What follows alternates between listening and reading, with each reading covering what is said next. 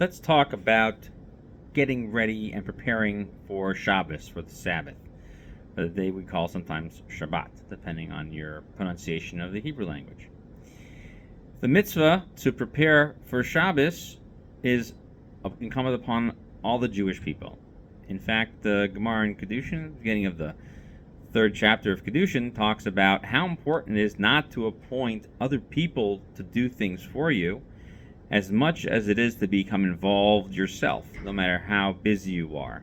Once you reduce the amount of regular work they would do on Erev Shabbat in order to get ready for Shabbos. So Erev Shabbos has its own separate mitzvah of getting ready for the next day. You should try to purchase things in honor of Shabbos, especially on Friday. It could be done all week long. You should also try to look at yourself, do some introspection on Erev Shabbos as well, in order to get ready for Shabbos.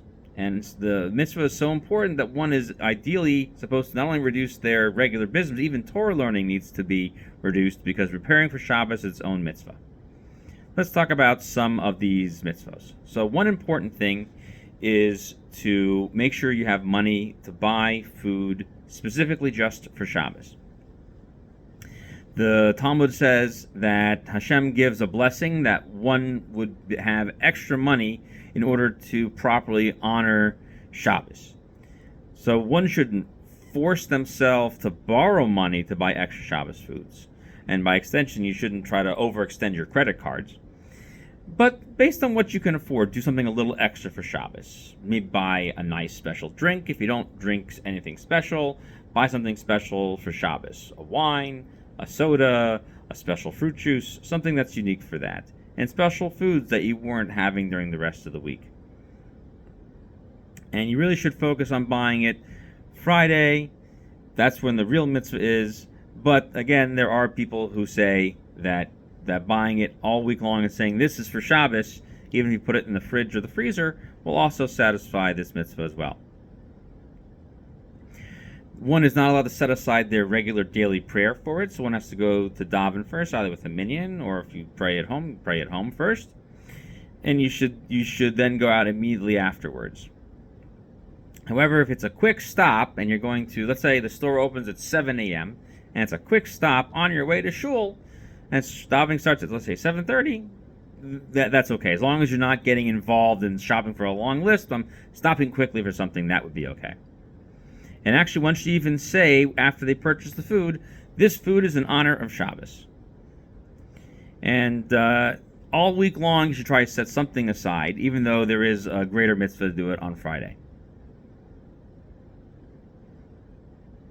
One other very popular mitzvah is the baking of challah for Shabbos. I've written an article about how challah became the main preferred bread for Shabbos. You can look it up on my blog post. The idea is that at some point several hundred years ago, we discovered this new recipe for making dough called challah. It was sweeter, it was fattier, it was more rich than you would normally have during the rest of the week. But the thing is that the mitzvah is not making that recipe for the bread. The mitzvah is to make enough so that you can do what's called hafrashas challah. So getting ready for Shabbos means to actually separate out the dough as part of the mitzvah of taking dough to give to a kohen. That is the actual mitzvah, and that's why it's called challah.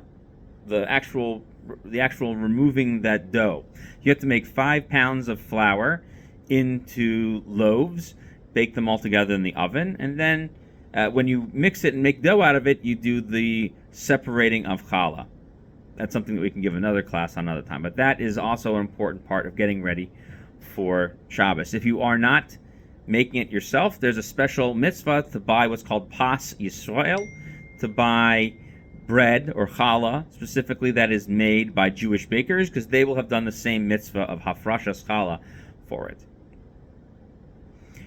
So eating on Friday should be reduced, because you should be more hungry going into Shabbos.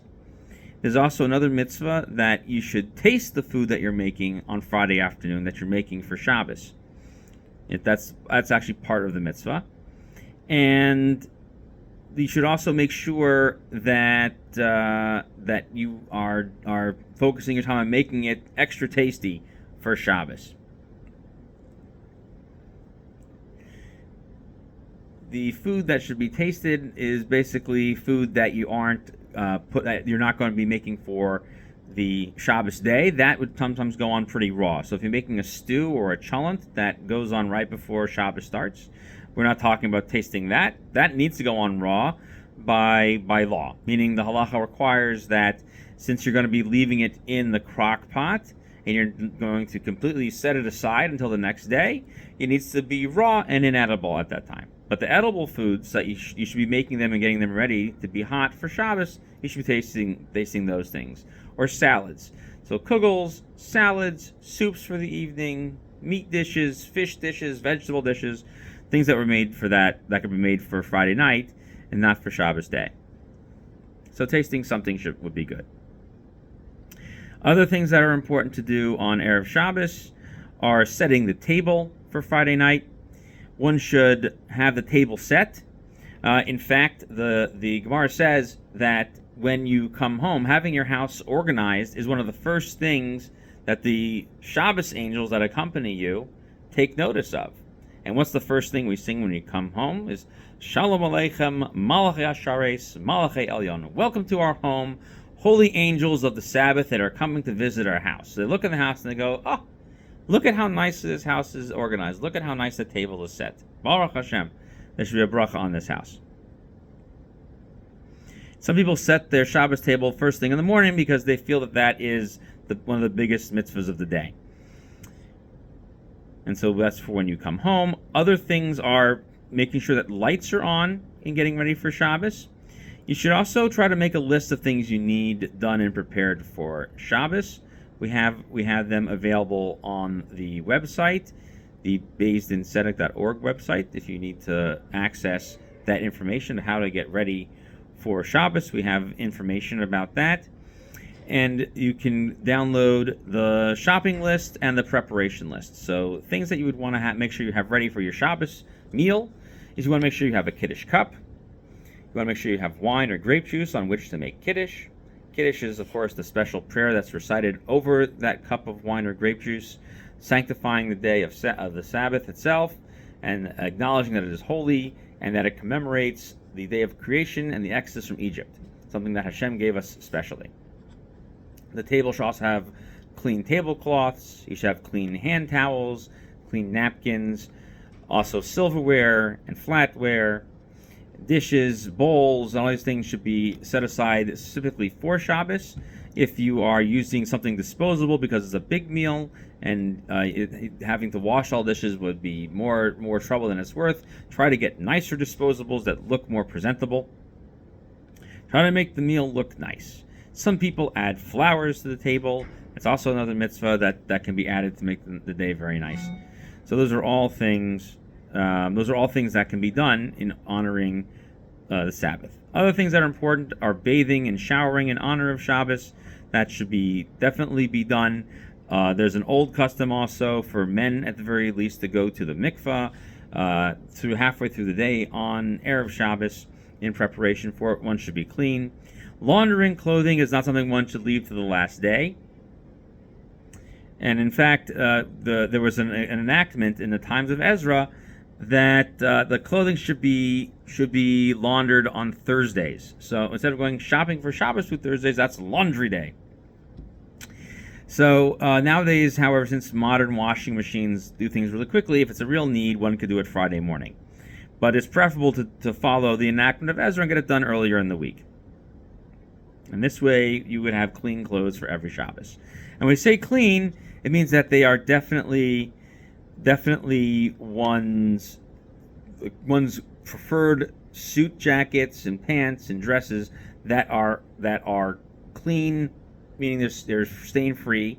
And even if they're the type of garment, they're overgarment that can be worn a few times, that's okay, as long as they are clean from stains. If you want, you could refresh them by throwing them into, let's say, the dryer with a dryer sheet. That would also make them smell clean. That would meet this as well. You don't necessarily have to go and wash everything in water and soap in order for them to be considered clean for Shabbos. So this is just an introduction of how to get one's house ready for Shabbos. I hope everybody enjoyed the class. For more content, please like and subscribe to our channel. For more support in Jewish law and ideas, visit basedintzedek.org and contact me at conversioncourtofwashington@gmail.com. And if it's Erev Shabbos, have a good Shabbos.